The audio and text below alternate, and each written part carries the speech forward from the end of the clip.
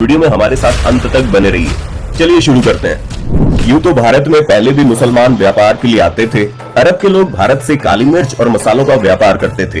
अरब के मुसलमान नमाज के पाबंद थे, इसलिए केरल के राजा भीम द्वितीय ने अपने व्यापार को बढ़ावा देने के लिए केरल में चुरामन जामा मस्जिद बनवाई, जिसके लिए अरब लोगों ने भी पैसा दिया।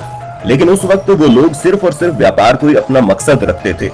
कई इस्लामिक धर्मगुरु भी भारत आए और इस्लाम का प्रचार किया, लेकिन उनका मकसद कोई भी जंग करना या भारत में अपनी सत्ता जमाना नहीं था। भारत आने वाला सबसे पहला आक्रमणकारी मुसलमान मोहम्मद बिन कासिम था, जो 694 ईस्वी में ताइफ में पैदा हुआ।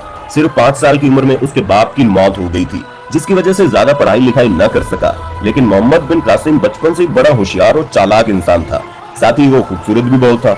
मोहम्मद बिन कासिम इराक के खलीफा हुज्जाज बिन यूसुफ का भतीजा था, इसलिए बहुत ही कम उम्र यानी 17 साल की उम्र में वो फौज में भर्ती हो गया और काबिल होनहार सिपाही साबित हुआ। दोस्तों, असल कहानी की शुरुआत यहाँ से होती है। हमारे देश भारत में सिंध राज्य हुआ करता था, जो पाकिस्तान में मौजूद है।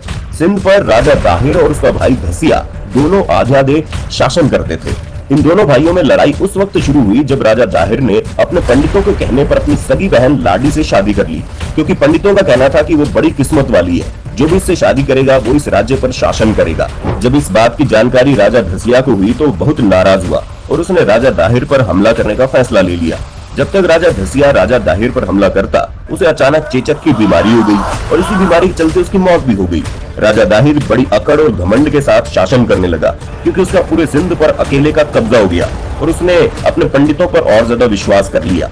राजा दाहिर एक जालिम और कट्टर दिल वाला इंसान था। वो अपनी जनता पर बहुत जुल्म करता था और सारी जनता उसके जुल्म और सितम से बड़ी परेशान थी। उसी दौरान श्रीलंका के गवर्नर ने इराक के गवर्नर को बहुत सारे तोहफे देने के लिए एक जहाज रवाना किया। उस जहाज में कुछ औरतें और आदमी हज के लिए भी गए। जब ये जहाज सिंध की तरफ से निकला, तब लुटेरों ने बंदरगाह पर इसे लूट लिया और उसमें सवार सभी लोगों को मार डाला। इस जहाज में से एक इंसान बच गया, जो किसी तरह भागकर इराक के गवर्नर के पास पहुंचा और उससे सारी बात बताई। इराक का गवर्नर हज्जाज बिन यूसुफ उस वक्त बहुत ही जंगी मामलात में लगा हुआ था, इसलिए उसने इस मामले को खत के जरिए निपटाना बेहतर समझा और उसने राजा दाहिर को खत लिखा और कहा हमारे हुए नुकसान की भरपाई करे और लुटेरों को उनके किए की सजा दे। लेकिन राजा दाहिर ने खत पढ़कर ऐसा नहीं किया और उन लुटेरों को सजा देने से इनकार कर दिया। राजा दाहिर के इस रवैये से इराक का खलीफा बहुत ज्यादा नाराज हो गया और उसने भारत पर हमला करने का फैसला ले लिया। अब ये बात है 712 की, जब मुसलमानों ने भारत पर पहला सफल आक्रमण किया। उससे पहले सारे ही आक्रमण नाकाम रहे और ये आक्रमण करने वाला यही इंसान था मोहम्मद बिन कासिम, जिसके अंडर में अरबों ने पहली बार भारत पर जीत हासिल की। जब मोहम्मद बिन कासिम ने फौज लेकर भारत पर चढ़ाई की, तो राजा दाहिर की फौज मोहम्मद बिन कासिम के आगे बहुत जल्दी घुटने टेक गई, क्योंकि मोहम्मद बिन कासिम को किले का रास्ता बताने में किसी और का हाथ नहीं, बल्कि खुद राजा दाहिर की पत्नी का हाथ था और इसी वजह से वो आसानी से बहुत जल्दी किले में घुस गया। मोहम्मद बिन कासिम की तलवारबाजी के आगे राजा दाहिर की सेना कुछ न कर सकी। उसने हार मान ली और जल्द ही राजा दाहिर भी मोहम्मद बिन कासिम के हाथों मारा गया। राजा दाहिर की रियासत को जीतने के बाद मोहम्मद बिन कासिम ने सिंध की दूसरी रियासतों पर भी हमले किए और उन्हें भी जीत लिया। धीरे धीरे एक दिन ऐसा भी आया जब सारे सिंध पर अरबों का कब्जा हो गया और मोहम्मद बिन कासिम ने सिंध पर अपना शासन बना लिया। मोहम्मद बिन कासिम ने लगभग 4 साल तक सिंध पर शासन किया।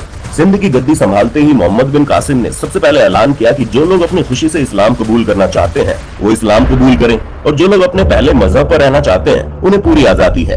किसी के साथ कोई जबरदस्ती नहीं करेगा। सभी को अपने अपने तरीके से पूजा पाठ करने की छूट दी गई। मोहम्मद बिन कासिम गरीबों और अमीरों के साथ भी भेदभाव नहीं करता था, वो सबसे एक जैसे तरीके से मिलता था।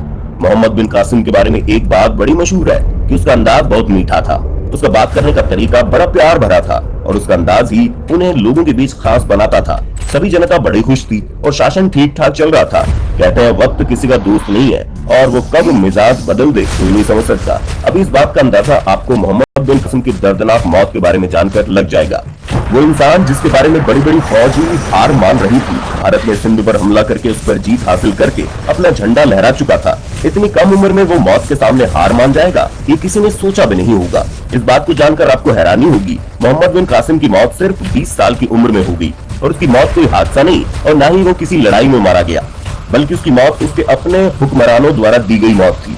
वैसे तो मोहम्मद बिन कासिम की मौत के बारे में इतिहासकार कई बातें बताते हैं, लेकिन जो एक बात सबसे ज्यादा मशहूर है वो ये कि 714 में इराक के खलीफा हज्जाज बिन यूसुफ की मौत हो गई थी और उसकी जगह पर सुलेमान बिन अब्दुल मलिक गद्दी पर बैठा, तो उसने हुज्जाज बिन यूसुफ के करीबी सरदारों और सिपह सालार व उसके रिश्तेदारों को सभी को खत्म करना शुरू कर दिया।